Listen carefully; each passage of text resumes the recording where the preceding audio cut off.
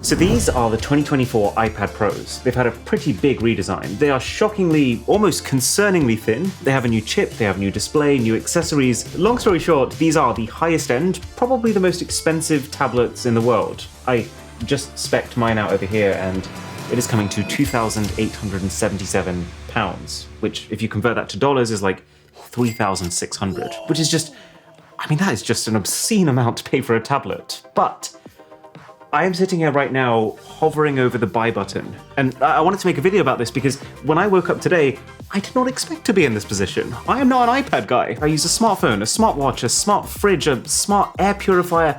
Hell, I even use a smart toothbrush. But the one thing that I've really struggled to grasp is tablets. Because when I first started this channel, tablets were awesome. Phones were tiny, so there was a real need for size. Tablets had better quad-core processors and significantly more advanced software compared to those simple phones. But then phones got good. Their screens doubled in size, they got a lot faster, they could handle multiple tasks at once, and as soon as that happened, the whole appeal of an iPad or an Android tablet evaporated for me. Like, why take around something that does what a phone does, but needs a laptop's worth of space without being able to do what a laptop does? That's the exact reason why in the 2015-2016 era, there was a massive drop-off in general tablet interest. But then, why am I sitting here right now, like the world's biggest hypocrite, about to spend basically a small car's worth of money on a tablet? Well, that's what I want to explain. For starters, I expected this thing to be thin. Watching the Apple keynote, they didn't exactly hide the fact that the 11-inch iPad Pro is just 5.3mm and that the 13-inch is just 5.1mm, and therefore Apple's thinnest device ever. But even then, when I picked it up for the first time and I turned it around in my own hands, it still feels absolutely insane that I'm holding a full-on computer with an M4 laptop quality chip inside, because this thing is 579 grams. Okay, to give you some perspective, I take this remarkable writing tablet with me almost wherever I go. I found that no matter how much I do love my laptop and my phone, there's times where you just want to write on a big screen. Sometimes you want to plan out a YouTube thumbnail before you take it. We've actually been planning out what our future studio is going to look like when we move home. Sometimes you just want to sit in a coffee shop and brainstorm ideas or draw up concepts for a product. It all needs a pen. And this thing, this black and white 10-inch e-ink tablet that does, well, basically one thing, this is just over 400 grams. So I'm thinking, damn. I don't even normally care too much about the weight of stuff. I pretty much always buy the Plus, the Max, the biggest gadget you can get. And to be honest, it is also so slim that it is a bit concerning. I feel like we've been here with the iPhone 6 in 2014, and we all know how that turned out. But I do get it here. I think for something like this, much more than on a phone, it's important to be this weightless, because this 13-inch iPad Pro is just light enough. And I say just because it is on the line, and after about 20 minutes I was feeling it. But for me, I can just about comfortably hold it with one hand and write with the other. And so this is starting to feel like it could perfectly slot into my life instead of this, but just with the perks of being able to do a lot more. Like, for example, potentially replace my laptop too.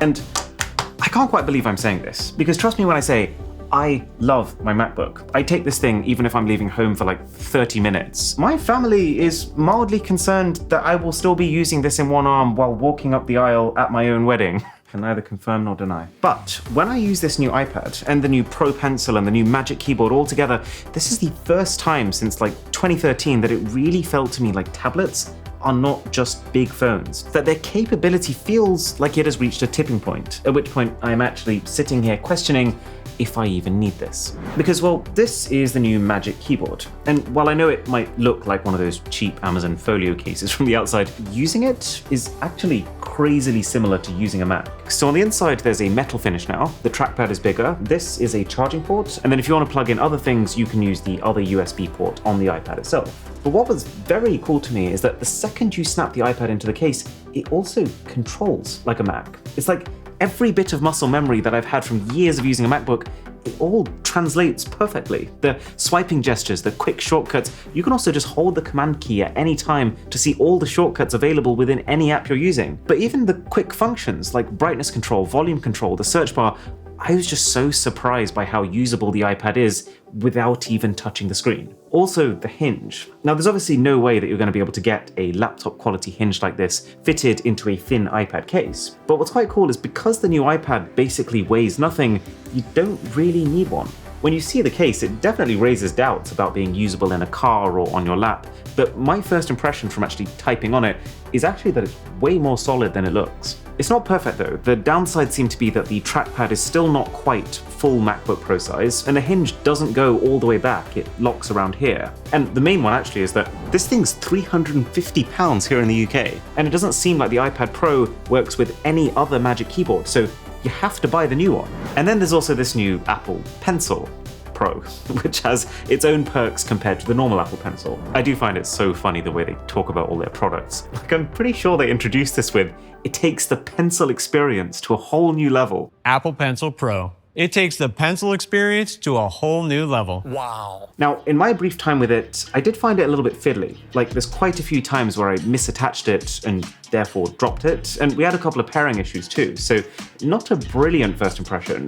But then when it's actually in use and it works, it is very interesting. There's some new stuff here that I'm not too bothered about, like barrel roll, which thanks to new gyro sensors can allow you to rotate your pencil, just like using a real pencil and using different parts of the nib for different thicknesses. But then on the other hand, the fact that you can now just squeeze it to bring up your menu, that's awesome. That's going to save you a lot of time because the old pencil didn't have any kind of buttons, so your thumb had nothing to do. It was like a lost function. The fact that there's now a vibration motor inside, which creates this satisfying little snap when you're doing things. And also the fact that you can now add it to Find My in case you lose it. That's pretty important because, I'm pretty sure I'm gonna lose it.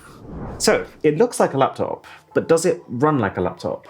Well, Apple didn't actually just kit this new iPad Pro out with the same M3 chip that you get on the latest MacBook Airs. They actually went one further and announced a whole new generation M4 chip that goes in here. How much faster is it than M3?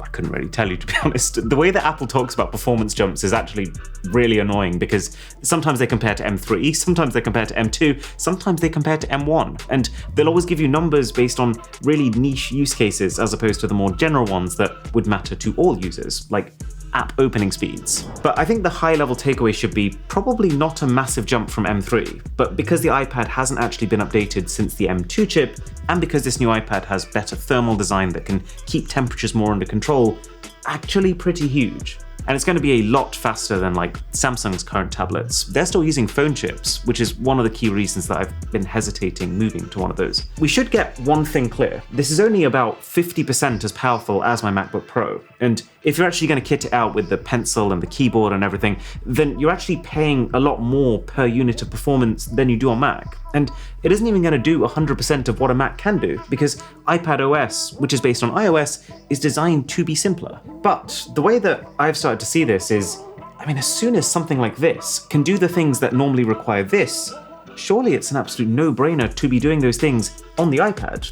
And for my uses, I feel like today might be the day where we've just reached that level. If I can swap both my massive, very heavy laptop and my remarkable tablet for just one iPad in totality, that would change my life. I would be cutting the weight and the size of my tech by about 5 times. But also, I feel like in a lot of ways, the iPad can actually do things even better than the Mac can. I think for the most part, mobile apps are a lot better designed than computer apps. Like games. Gaming on a Mac kinda sucks, and I genuinely think I would get a lot more gaming utility from this ironically less powerful device than I do my current spec'd to the max MacBook, just because iOS and iPadOS, they're built for games. But also, even bigger picture, I just feel like a lot of mobile apps are way better designed than their laptop alternatives. Like mobile photo editing is now so good that half the time I'm actually sending stuff from my laptop to my phone to make edits. And it's not just cute little phone apps on the iPad.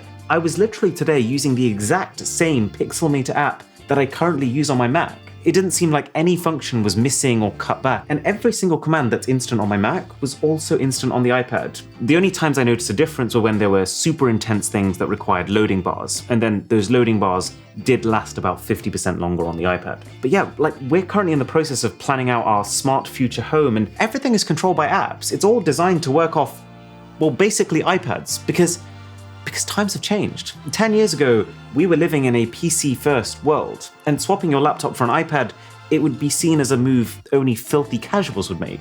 But I'm starting to feel pretty strongly like that's not the case anymore. I mean, now services are often designed primarily with the app in mind first. And because the apps are designed around phone touchscreens and phone hardware, more often than not, I find them way more intuitive and optimized. Tell me if you feel the same, but I always feel way better when a product tells me to use their app than when they direct me to a website. And so the iPad, which is the biggest, most powerful form that you can experience those optimized apps in, is becoming way more appealing to me. So then I'm thinking, okay, what else do I do on my laptop that I might struggle with here? Google Docs? But that's actually better on iPad because you can actually browse all your stuff even while offline, which you can't do on Mac. I check draft videos before we post them using this website called Frame.io. It makes it really easy to leave comments at different parts. But then I looked it up and there is a specifically made iPad app for it. And I also still sometimes edit videos, far less than I used to because thankfully we have some really good editors now, but I still sometimes put together the music for our videos or do some editing for personal stuff. Like we made this video invite for our wedding, it's very cute. But the point is, iPad has Final Cut Pro as well now. They actually just announced Final Cut Pro 2 just for the iPad. I don't actually think it's a Final Cut Pro successor like the name might imply, but it is very much a full video editing experience. I did find it pretty fiddly when trying to use Final Cut with the touchscreen. It just feels like a strange intersection that can never really be as efficient as using a precise trackpad. But when I tried it with the keyboard attached, different story. In moments, I actually forgot I was using an iPad. Do you see what I'm saying? It almost feels like all the perks of a laptop when you want one, but combined with all the perks of a mobile when that suits you more. You know, everything being a sleek app instead of a clunky website, which is definitely the way to go for most banking services, social media, Uber, Deliveroo, actually, Netflix too. Movies is a massive one, to be honest, because almost all of these video streaming platforms, they are all infinitely better on phones because they actually let you download stuff offline. It all feels a bit silly to me, but essentially because computer OSs are more open, it would be easier to pirate things if you could download offline on there. But on an iPad, well, it kind of gets a free pass because it's still running a mobile operating system. But a mobile operating system with the media experience of a high-end laptop. Oh, we should probably talk about this screen actually. So this is an OLED screen. Well, technically actually it's two OLED screens stacked on top of each other to be able to get the deep contrast benefits of OLED, but also the ultra high brightness that Apple wants for HDR. Apple is basically saying that this is the best screen they've ever made for a consumer device. They're calling it the Ultra Retina XDR display. And it looks, unsurprisingly, very good. The contrast is the biggest thing that I noticed. Like, when you're watching stuff with blacks, those blacks are so deep, it's like you're staring into a void. And again, it feels so trippy. There's such a big disconnect because you don't expect a screen this good on a device so thin. Like, if you ordered a monitor for your computer and it was this thin, you would already be in awe. And yet, this isn't just your monitor, this is your full-on computer, it's your camera, it's your touchscreen. It's kind of crazy. Now they've also added in the option for a nano texture screen, which they're saying scatters the ambient light to reduce glare, but also without any reduction in brightness. It definitely seems to work as advertised, and it might actually solve the MacBook's visibility issues, but this is also how the cost starts to rack up. This is how I got where I ended up, because you basically have to spend a minimum of $2,000 to get a nano coating on your 13-inch iPad. Also, one thing, Apple didn't mention battery life at all during the presentation. Their site says that the new one has about the same battery life as the old one, but given that we've now got two panels firing at the same time, it's definitely something that I want to keep a very close eye on while I'm testing. And then the final sort of extra perks, the cameras are, while not the priority, definitely better on the iPad than even the top-end MacBook Pros. A, because you actually get a camera on the back, which, I mean, you obviously don't here. Although it is weird that they've removed the secondary ultra-wide camera that they used to give you on the back on the last iPad Pros. And then B, for the front, it's an ultra-wide camera that's now on the horizontal bezel, so it keeps you centralized and can also use something called center stage when you're on calls to keep you in the middle even as you move around the room. I'm also just thinking, iPads can have cellular. Like, what if instead of worrying about Wi-Fi all the time, my main computer is permanently connected with its own internet connection? I'm not particularly keen on paying a whole extra monthly contract, but it's a tantalizing idea. And then also, just like the Mac, iPads can also hook up to SD card readers, SSD storage drives, even going into bigger monitors for when I'm docked into my desk at home, with a whole system called Stage Manager that's kind of designed for big screen multitasking. So honestly, you could probably tell, I'm a very excited man right now. Like, this could be one of the most freeing tech decisions that I've ever made. And it's also making me quite excited for WWDC because they talked a lot about AI during this presentation, but they didn't really show a lot of AI things. So I feel like that'll be then.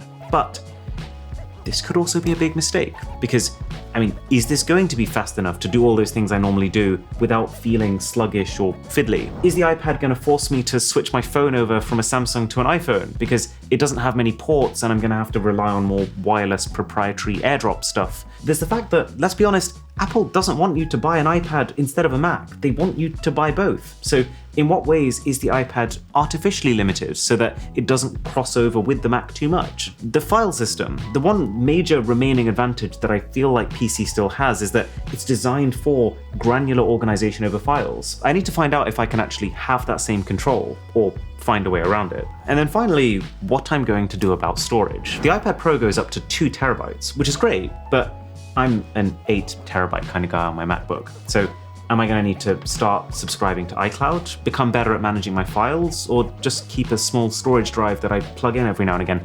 I have no idea yet. But if you want to see what my experience is like with the iPad, subscribe to help us overtake Apple. We are very, very close and make me glad.